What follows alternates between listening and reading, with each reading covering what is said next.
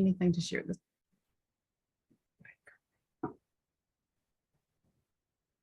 Kia ora, everyone. Thank you so much for making the time to join us this evening, and also thank you so much for bearing with us with some technical difficulties. This is one of the challenges of organising a Zui at such short notice because of the really quite oppressive deadlines that this coalition government is putting on us to organise for something that's so important to so many people. And so really appreciate you bearing with us, and really grateful to our speakers, to Action Station and Tō Iwi Tautoko for working behind the scenes to make this event happen. If the folks who are also co-hosts with me could please spotlight the other speakers if you see them in the list, that would be really great. So that just means that our faces will show up as the people who are speaking. In terms of the speaking order, Tony, Andrew just let me know that he has to jump to another hui at 1:45 because he's organising for something happening on Thursday. Because as is always the case with so many of us in this space, multiple kaupapa on the go at any one time. So we're going to start off with you, Andrew, and the prompting questions I wanted to put to our awesome rōpū of Kai Kōrero is if you could just share a little bit about who you are and where you come from, and what's your connection to this particular kaupapa, why you think Māori wards are important, and why it is important that we protect them, and then just any advice that you have for our beautiful community here who are going to be working together after each of us takes a moment to share our whakaaro to write submissions. For those of you who maybe joined a little bit late, we have a submission guide which we'll share with you. The way that tonight's going to work is that this rōpū of speakers are going to share for about 5 to 7 minutes each. And then once we've done that, we will put you into breakout groups where you'll have the opportunity to write or draft and write, and then hopefully send your submissions off together. And so the purpose of those little breakout groups is to create little pockets of community where you can support one another to do this really important and beautiful mahi together. And then we'll have a kind of group of volunteers who will move between the various breakout groups to answer any questions that you might have and to support you to get access to the things that you need to make really unique and powerful submissions. My name is Te Raukura. I'm from Taranaki. I use they, them pronouns, and I have been involved in this kaupapa for a number of years. I'm one of the claimants in the recent Waitangi Tribunal claim that went through, which found that the Māori wards process that this coalition government is ramming through is a breach of Te Tiriti o Waitangi. And so I'll be speaking a little bit later on from that particular perspective. But to start us off, I'll hand over to Andrew. Thank you for joining us. Kia ora, everyone, and thank you for the opportunity, and thank you for everyone for organising this evening. A bit of background for me: my name's Andrew Judd. I live in Ngāmutu, New Plymouth.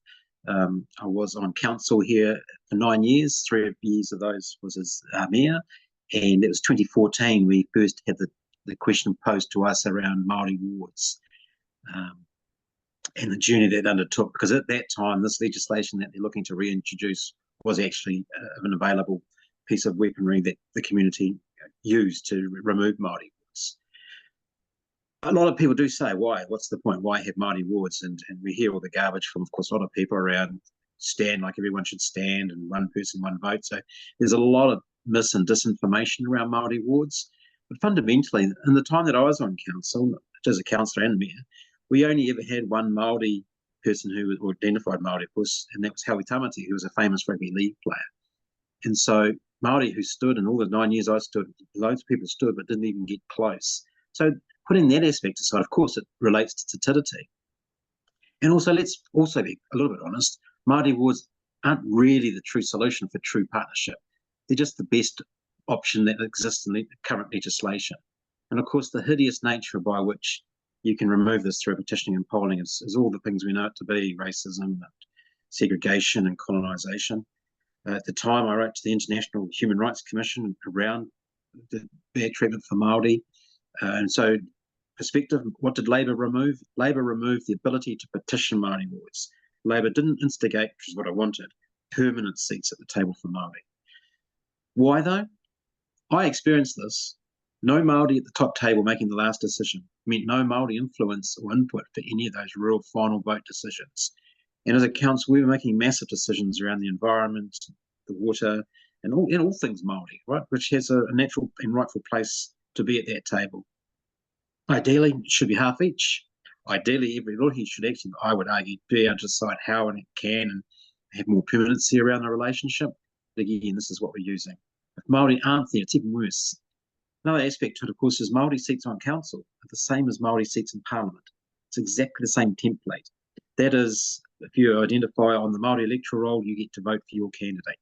Some people do and will perhaps say, well, anyone from out of the region can stand. That's true, any councillor can do that, but you, of course, have to be elected.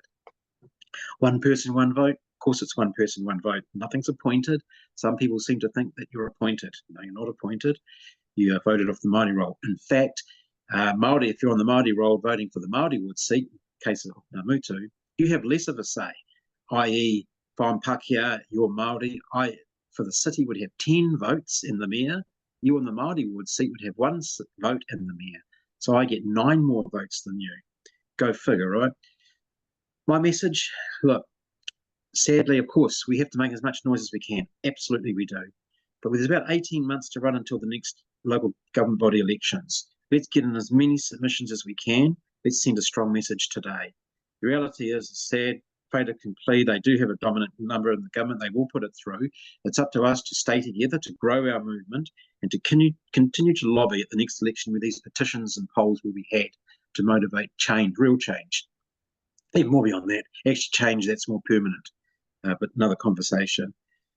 Last thing, I guess, is making deputations. So my 9 years as councillor, we get to read a lot of deputations. And here's a sad thing going on. So I just met with a sitting MP on the weekend who said that they are streamlining a lot of the deputations for all of these select committees they're putting through. And one of the things they're removing from getting to the table is repetitive deputations, so template deputations and deputations that say hardly anything. So I know that probably doesn't help too much, but there's 2 main factors in when your deputation. There's the why and the how, why you don't agree or do agree, and how it should be different. So obviously, be honest, be open, be yourself, be forthright, be at peace, love, and good luck to you. And thank you all for being on this kaupapa, and let's together make a collective change. Kia ora. Thank you, Andrew. And thank you so much for making the time before you have to run off to your next kaupapa as well, which I know is in 10 minutes time. So yeah, mad respect and love for you. I'm going to pass over to Tony now. Same questions, Iho, which are just a little bit about you and your connection to this kaupapa, why Māori wards are important and why we need to protect them, and what advice you have for the beautiful people in this community about their submissions that they'll be making tonight. Kia ora, he mea atu kia koutou I tēnei pō ki te whakahoihui mai ki te tautoko I ngā wāri Māori o Aotearoa. Ko Tony Boynton taku ingoa, ko au te kai kaunihira no te kaunihira o Whakatāne. Kia ora, I'm Tony Boynton. I'm the Māori Ward Councillor in Whakatāne District Council. I te taho taku pāpā no Tūhoi no Ngāti Awa, I te taho taku māma no Te Rārawa, no Ngāti Kahu, no Ngāpuhi Nui tonu. My story, I guess, was back in 2017. The council was having part of a process around Māori wards. I put in a submission. I'd never done one before. I thought, hey, this needs to, yes, we should have a Māori voice. I took it through to my hapuhui, my marae hui, and went through the iwi, and then we made submissions. Our council voted yes in 2017, and then we had a referendum. So we had people in our community back then. You had the poll who put forward a petition that was valid with the numbers, only 5%. And so we went on a journey of fighting really hard to try and win that referendum. For us, we had at the time 43% of our population were Māori, but only 23% were enrolled to vote. So we knew that for us to have a voice, it would be Pākehā who would have to give it to us. And to go through all of that, to now know that they're bringing that back in, means that we're going to have to go through that same whawhai. But during that time, it caused division in our community. We had whānau who you had more racist rhetoric at a local level. It's quite different when you hear about a story on TV than when you hear about it happening down the road to your mate or to yourself during that time. And that's the concern I see with this coming back in, is the divisiveness. We worked with Action Station in 2020 to put in a petition to support the change of legislation. And then that happened obviously in 2021. And then by 2002, our council did a unanimous decision to establish Māori wards. And I was very fortunate to be elected as one of the Māori ward councillors. In that whole process, what it did do was that there was a shift that finally Māori voices were going to be heard. We're only little babies. We've just been born as Māori ward councillors. And there's such a huge weight on us. It's like we're on trial. And you look around and you think, oh, you guys have had 180 years practice and we've barely had 18 months. But in that time, what we've seen is, we had so many people say that, oh, it's going to turn into apartheid state. We're going to be a separatist state if you have Māori wards. Well, it didn't. You know, the sky didn't fall down. None of that happened. In fact, the opposite happened. And we have councillors now who they were elected in, and they weren't pretty keen on Māori wards, but since they've been around and we're there with them, they wouldn't have it any other way. There's councillors on our council who have been there for quite a long time, who've said that there are perspectives being shared at the table and decision making that they had never heard before, that they didn't know about. And that's really, really important, and that's what's been missing. And so they all see that there is better quality decision making. The other comments that we had with us being Māori ward councillors and council also came from staff and some councillors, where they were quite surprised. They sort of thought that we'd come in and that we'd only think about Māori, or that we'll only just make decisions only about Māori things. And they were quite surprised that we have a breadth of knowledge about both worlds, and that we contribute holistically.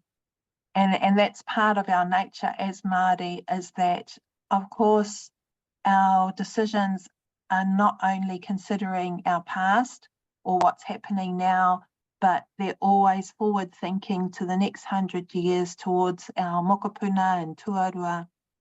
And it's about people, but it's also too about our environment. So it seems like a very big backward step for this government to bring this in, because it's out of step with what's happening on the ground. And as Te Raukura, or as someone else mentioned, 52 mayors and chairs of local government signed a letter opposing this bill and also supporting Māori wards. The other part to the bill, obviously, is that it's discriminatory. So there's concerns around it breaching the Bill of Rights and human rights around discrimination, because it only applies to Māori and not other wards. It would be like saying to our rural wards, okay, our city centre is now going to vote if you can have a voice. They would never let that happen, but yet they would do that to Māori. Yeah, so I don't know if I've answered the questions. What I can say from making submissions though is that my submissions have never been pretty flash.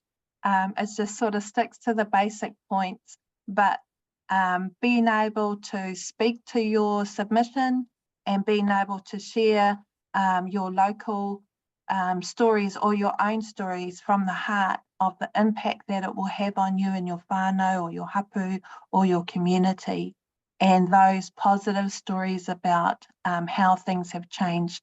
One example is that for our council, before Māori wards, we have 8 iwi, there was litigation against the council because they were making decisions, obviously, without the knowledge, without their perspective there. And so then our iwis would end up having to go take them to court and all of that jazz. Since Māori wards have come in, there has been no litigation from our 8 iwi in our little rohe. And that's because the relationships are better, and that's because as a Māori ward councillor, you know your iwi is going to come to you and go, what's going on? You know, but there is a level of trust there, knowing that you have your own in that space and that you're a translator, not only for Te Ao Māori to be in the council space, but also too that you're a translator to our people so that they can also understand how the processes work, and that our ability to awhi them to participate in that and to try and keep them safe while clearing the way, because we're in there and we have the ability to do so. But that's me. Kia ora. Kia ora, Tony. That was awesome, and definitely answered the questions. Very helpful. 2 points I want to pick up on that you made that I thought were really powerful and beautiful is, you know, a lot of the rhetoric at the moment from the coalition government is that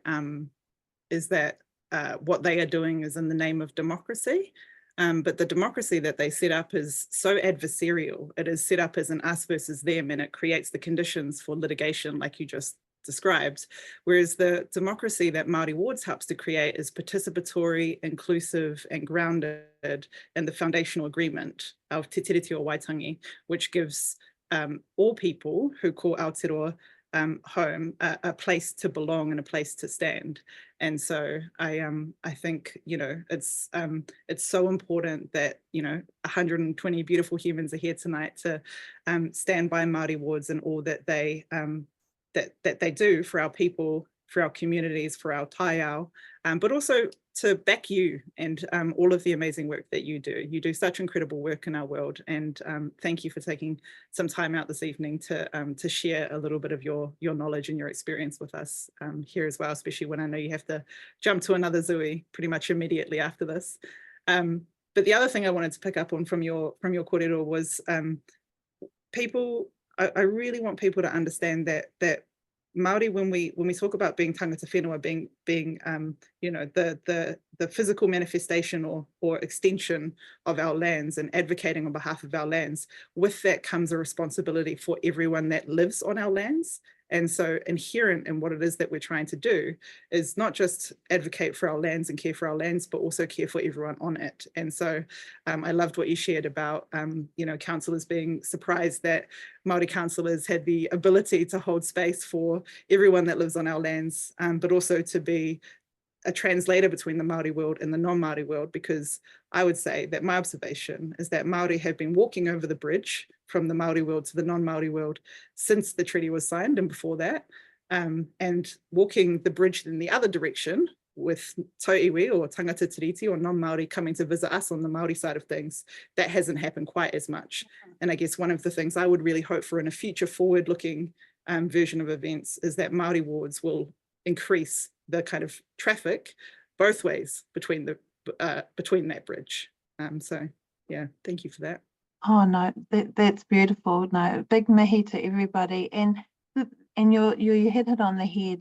I mean, when Māori are in the room, we decolonise the space with our presence alone, because those conversations that used to be had, those decisions that used to be had with a certain type of false belief about who we are and what we are and what we're doing, cannot be happen. Just just by the fact of you being in the room. And I think this whole fear that's been spread over generations for a lot of our Pākehā whānau, I feel aroha for them in a sense, even though they're throwing all of these things, because it's, you know, it's momo, because at the heart of it, you know, there is a humanness to them as a one-on-one. And when they understand that we want the same things in terms of looking after each other and looking after our children and families, futures, they get it and they wonder why they were so scared. And that's part of what Māori Wards is. It isn't the perfect vehicle at the moment, but it is a step in that direction. And I mihi to everybody who's here tonight and everybody who's been part of that journey. This is just part of that journey. And I used to think, I know it sounds crazy, I used to sort of thank Hobson's Pledge because they got our people mad enough that we went hard.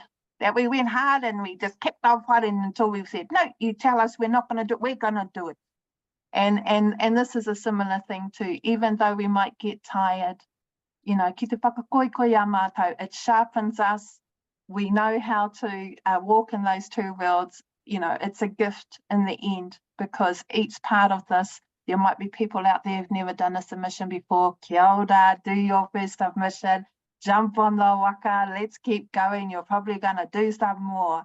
And that's exciting because it's all part of what's going to lead to a better outcome. So kia ora whānau. Awesome, thank you.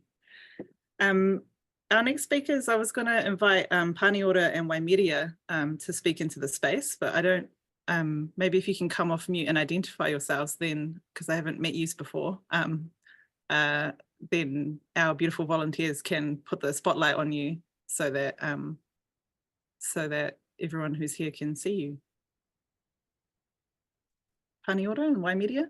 Tēnā koutou. Ah, awesome. I'll remove my own spotlight.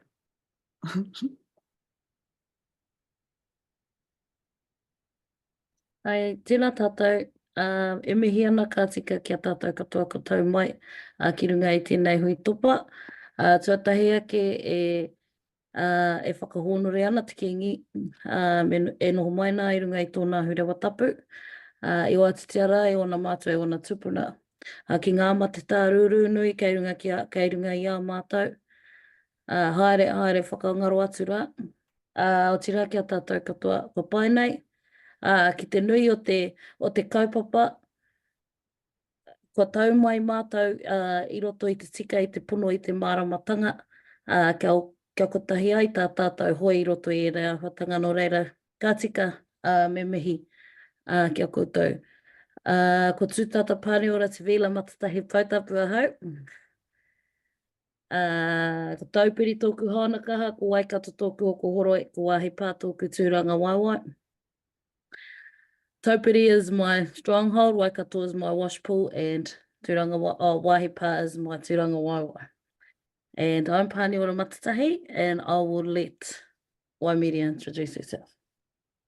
Tēnā tātou te whānau, ko wai tēnei, heard no Waikato, no tauri no Maniapoto anō hoki. Like Paniora, I am from a small town called Rahui Pōkeka or Huntly. He maangai no te kingitanga, and a voice for a rangatahi. Kia ora.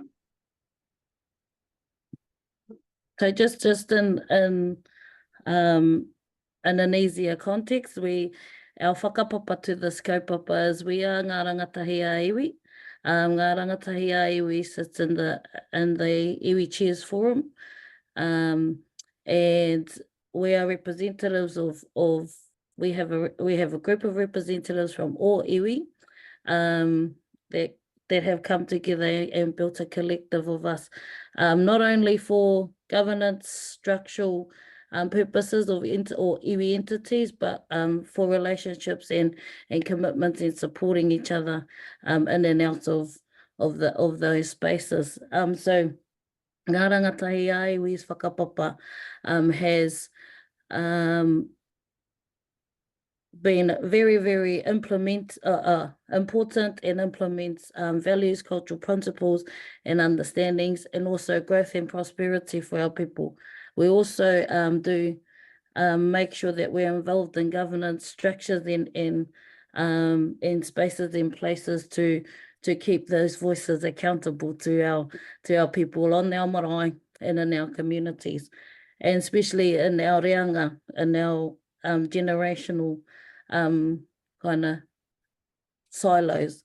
So yeah, we're ngā rangatahi ai, we help to inform and a collective voice and implement strategies and ways to help out mobilize our people.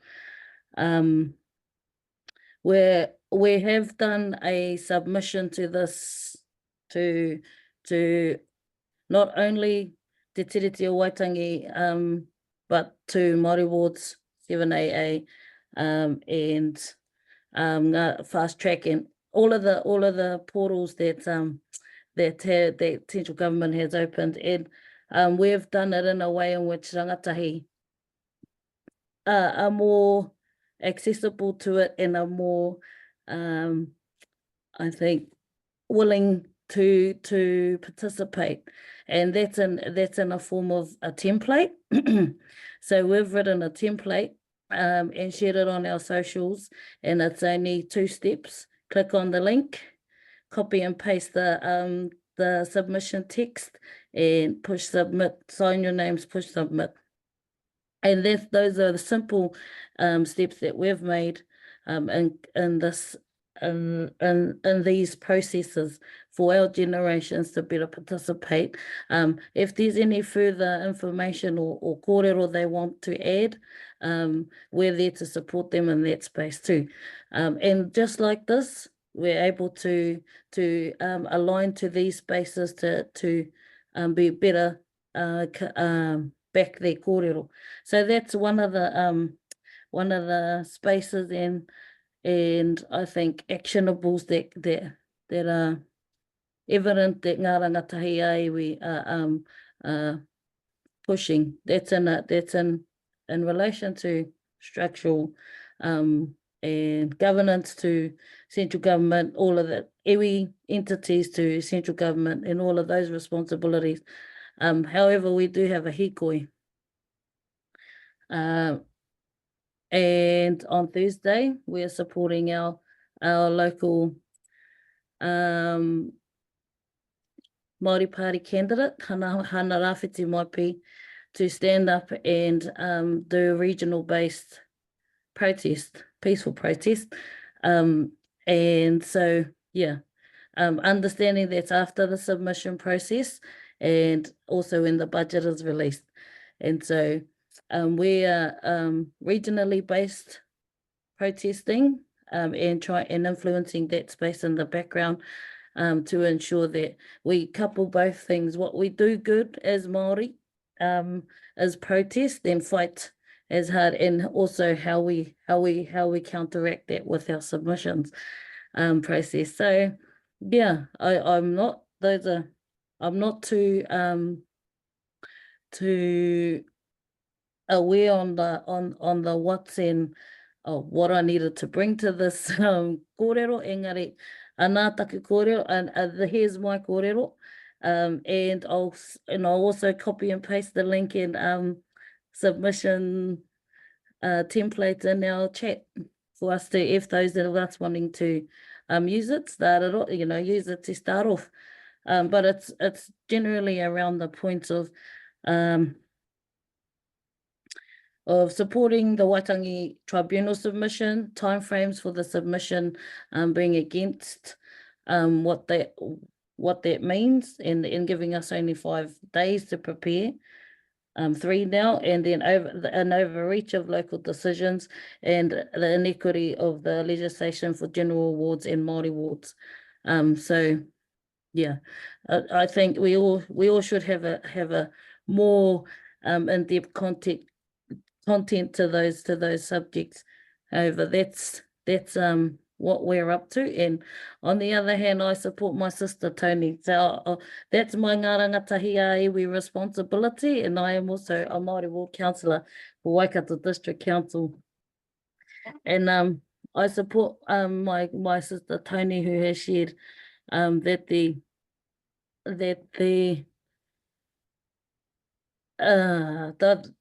the people, our people, the capability and capacity of our people are not at that point, at that space and point of time, and we are always standing to fight.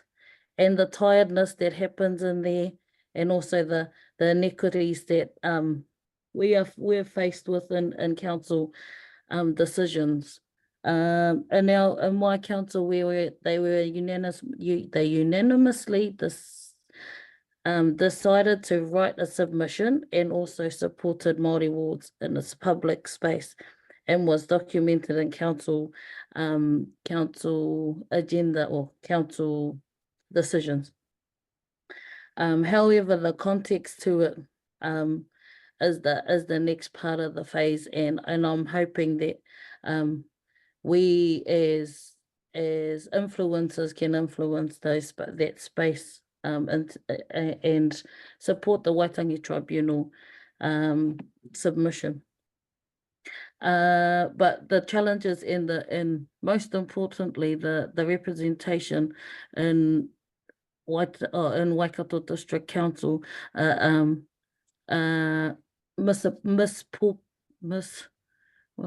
proportionalized. So there's a Māori ward, a councillor that takes care of 5 wards, and then there's each individual general ward councillor takes care of 1 ward each. And so we've also pointed, alluded to that point in the submissions or in the submission content.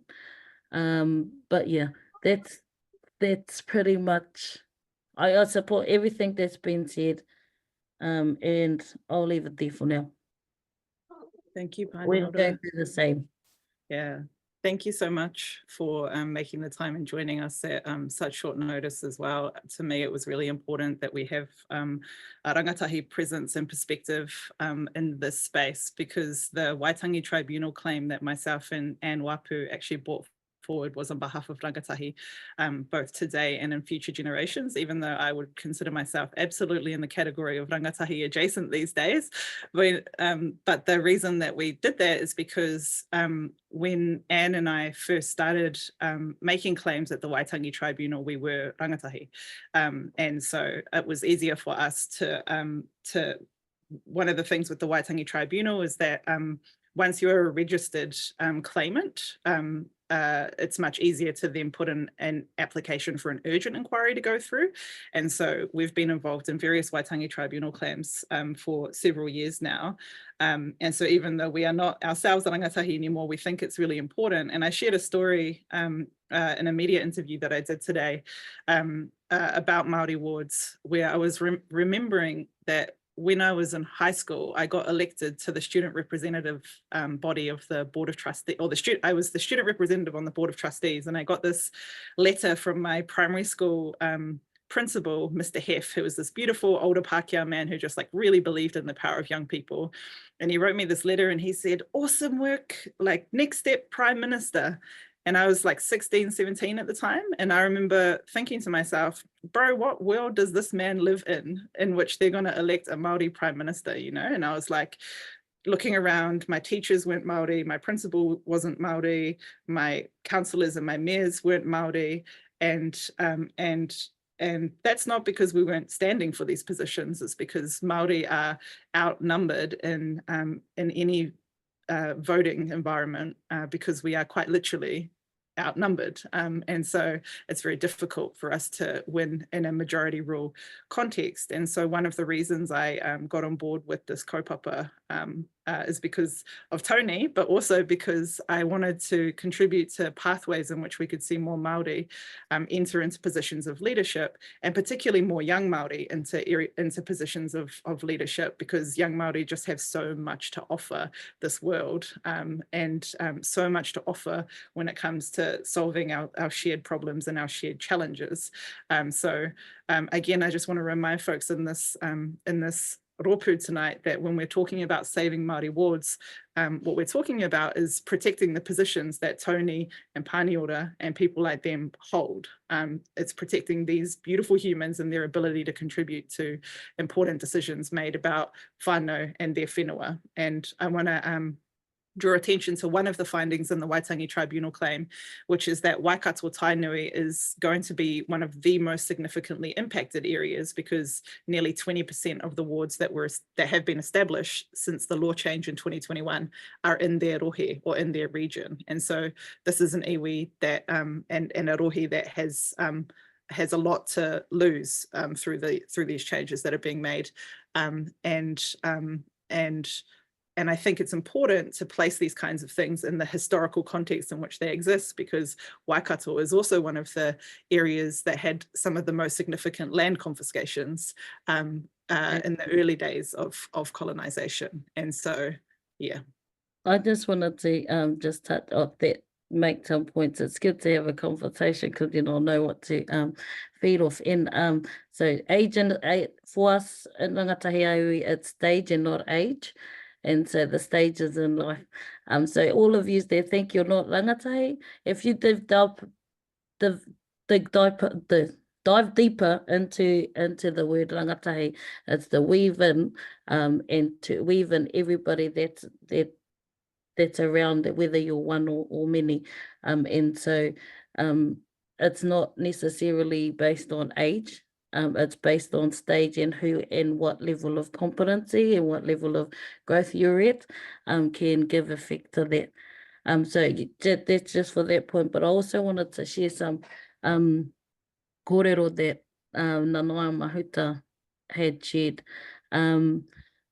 Absolutely around the history and of representation. And in the 1800s, there was a cheeky way of the settlers government, the Pākehā made a settler government, and kind of grouped us all into a ball, and then they contained Māori influences and made sure that we wasn't practicing our practices and wasn't able to roam our whenua as free and often as we wanted to. So therein lies the starting was in the 1800s, and then 1852 the Constitution Act happened, and that's where our we was mostly impacted as Waikato, and our tupuna fought hard, and it's always a unboggling situation, history, that you kind of wonder to yourself, why did this happen? Why are my people and having to go through that kind of suppression, that kind of depression, that kind of mamai and hara and loss and all of these emotions that come of that. And in our history, the raupatu was the biggest thing that hurt our people, that drove our people into depression, into a dark place, which I think today hasn't really come to. They've paid us so much money that it still doesn't take away the hurt and the momo and the mental frustrations, the mental health issues, mental frustrations of that, you know, inability to perform in a westernized system, but able to perform in a te ao Māori space. And we haven't really settled in that. So we're also in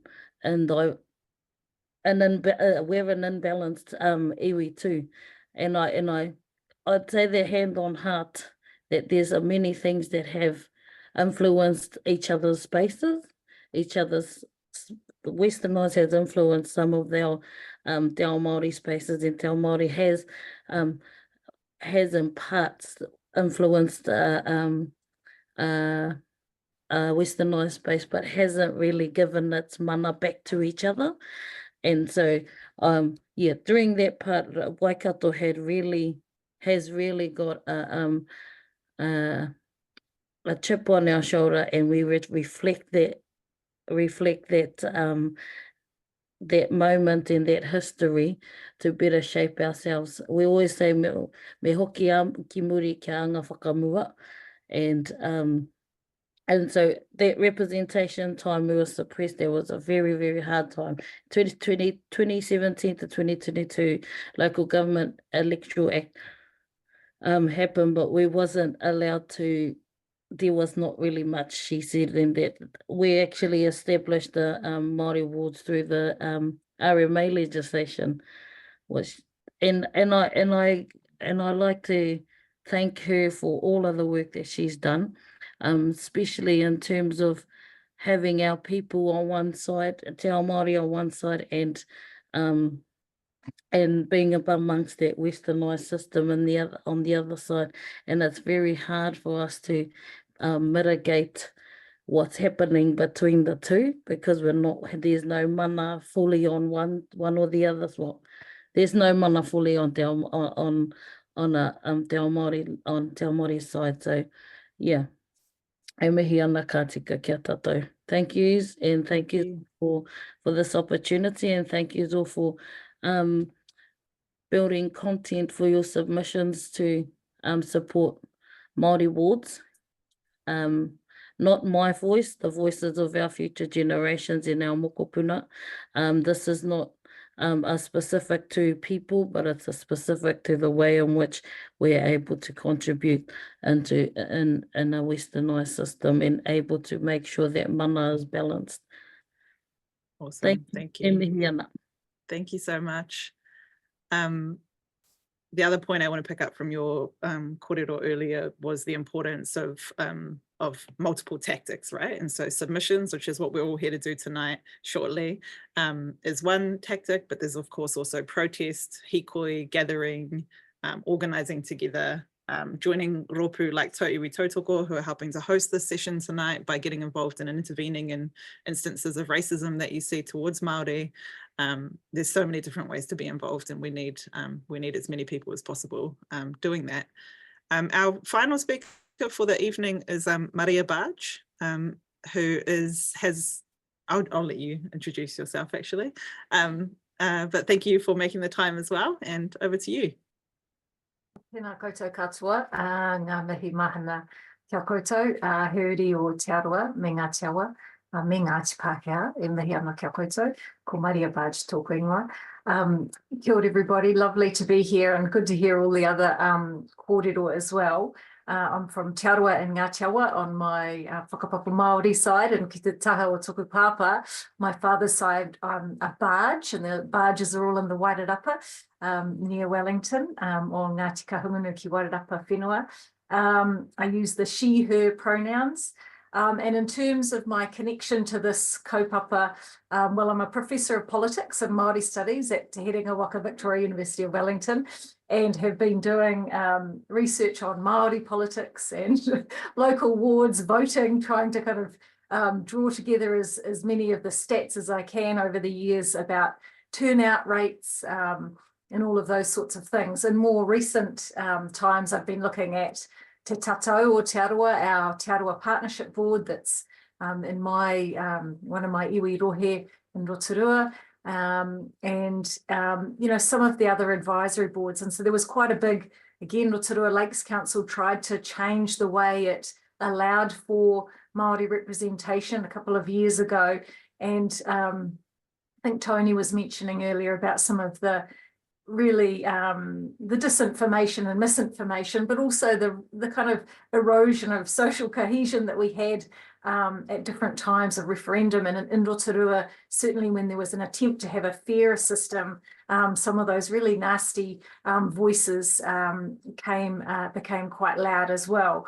So that's sort of some of the research in those sorts of areas. In terms of the questions that Te Raukura set, why is it important to protect Māori wards? Well, for me, the starting point has to be still Te Tiriti and Tino Rangatiratanga reaffirmed for hapu in Te Tiriti.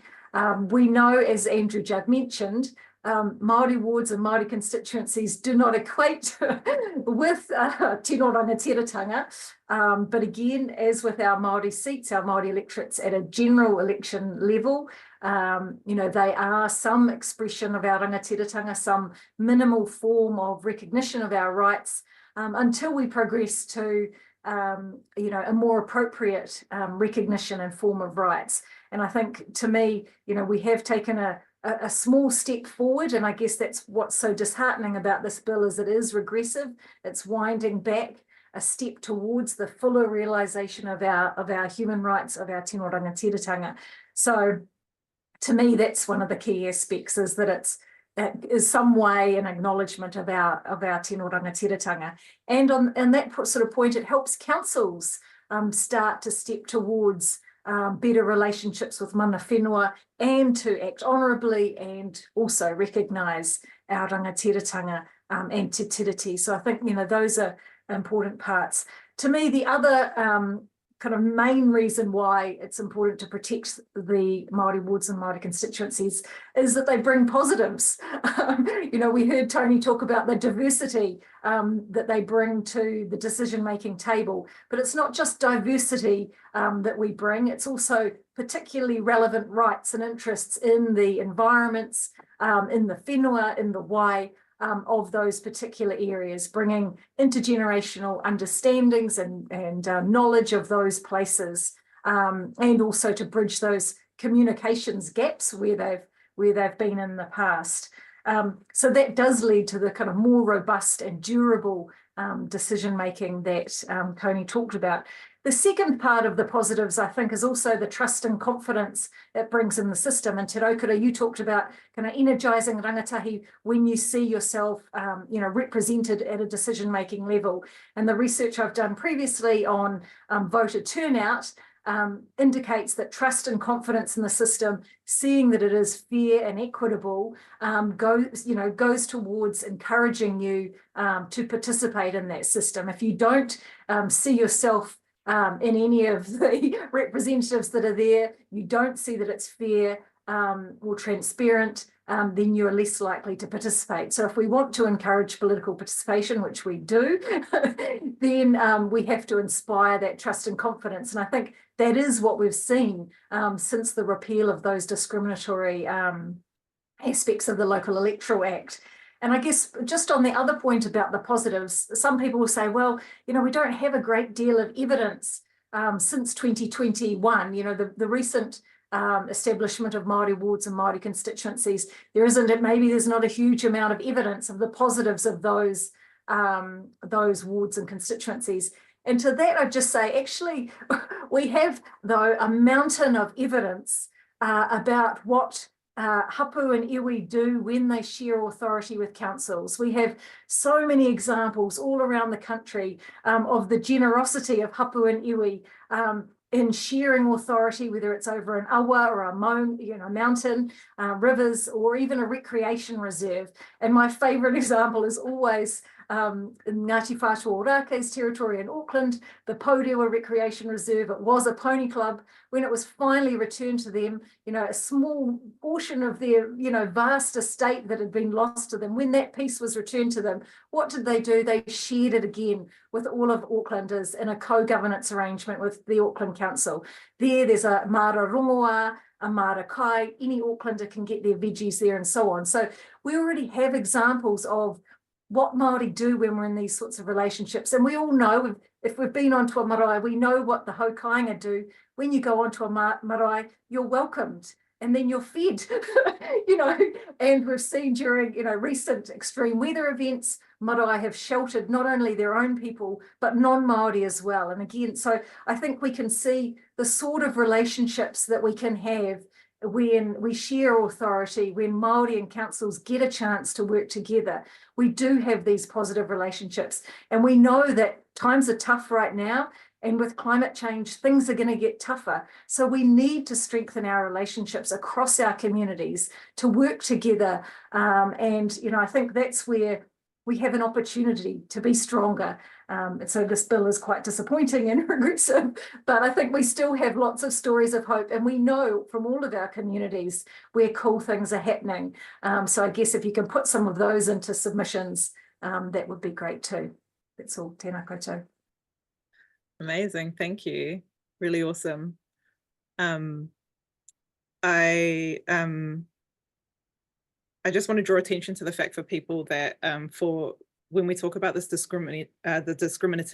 discriminatory law that got changed in 2021 that Maria referenced, what that allowed for was for us to go from having 3 Māori wards to now 49 Māori wards that have been set up or will be set up by the time of the 2025 local election. And so because of this law change, we've actually seen a 1,500% increase in Māori representation at the local government level. That represents 58% of all of the local authorities, all of the kind of local decision-making bodies across Aotearoa. And so it's been a huge increase or a huge amount of progress that we've made towards becoming a more participatory, inclusive and tiriti honouring nation when it comes to the way that our local governments operate. And it's a real shame that we now find ourselves just a couple of years later in the situation where we have to be doing all that we can to defend what has been a really useful and hopeful reform. So as mentioned at the beginning of the call, I'm one of the Waitangi Tribunal claimants. I am from Taranaki, and Taranaki is an area where Dini Moe, who is the second ever Māori councillor to have been elected in 100 years. And that's not because Māori haven't been standing in Taranaki, that's because the odds are stacked against us in any environment where the majority of voters are non-Māori. And similar to Waikato, Taranaki is one of the areas where huge amounts of land was stolen from our people after we rebelled against the colonisation or theft of our lands. And much of the land that was stolen from my ancestors was given to British soldiers, many of them. Many of their descendants continue to live on and extract from and build their wealth from the land that is in Taranaki today. And so quite just to be blunt, it's very unlikely that many of these people are going to be voting for anyone who is Hati Māori or Tūturu Māori in their approach to politics. And so to me, Māori Wards is about restoring pathways to enable Māori decision-making and to take stepping stones towards actually living into the original agreement of Te Tiriti o Waitangi. And to my mind, it's also about putting in place solutions to structural racism. We live in a colony where the systems and institutions are based on the knowledge and values of one dominant culture, and that dominant culture is a British culture, and it ignores and excludes other Māori and other Indigenous communities and other migrant communities and their knowledges and their ways of life. And that is quite literally what academics would call structural racism, because it goes on to inform the way that our structures or our systems, our institutions are designed, resourced and run. And so, often when people think about racism, they're thinking about individual racism. They think about a mean comment that someone made sometime between people, interpersonal racism. And that's harmful. But what's more harmful, all racism causes harm, but what's even more harmful or is more deeply felt across so many of our people is structural racism. And that's the kind that's built into our systems. And so it's only changes that are made to the systems that will improve outcomes and change people's lives. And so Māori Wards is one of the ways that we have tested and tried to change those systems. And unfortunately, what this government is doing is rolling those changes back. And I was living in Te Whenua Moemoeā, the land of the dreaming, so-called Australia, during the Voice to Parliament referendum. And what I can tell you hand on heart is that the conversations that were created as a result of that referendum were horrible, abusive, racist, bullying, hateful. And that is what we are in for if we end up with local referenda happening across Aotearoa for the disestablishment of Māori wards. And so what I would really love to leave people with is that Māori wards are actually a really generous gift from Māori. The treaty is a really generous gift from Māori to every single person that lives on our lands, because it is saying, welcome, you can share in what we have. Please adhere to our laws and our cultures and protect our culture and honor our culture and our laws, but you can share in what we have. And, you know, Māori wards, I've been saying a lot that Māori wards is one of the ways that we live into that beautiful whakatauki that with your food basket and my food basket, the people will thrive. Māori wards enable all of the knowledge contained within the Māori world to come together with all of the knowledge contained within the non-Māori world so that we can make decisions about our joint challenges, so that all of the people that call these beautiful islands home can thrive. And so that's my whakaaro to add into the mix. Thank you so much for taking the time to listen to us this evening. What we're going to do now is we're going to put you back into the breakout groups that you were in at the beginning. I'm going to post a link to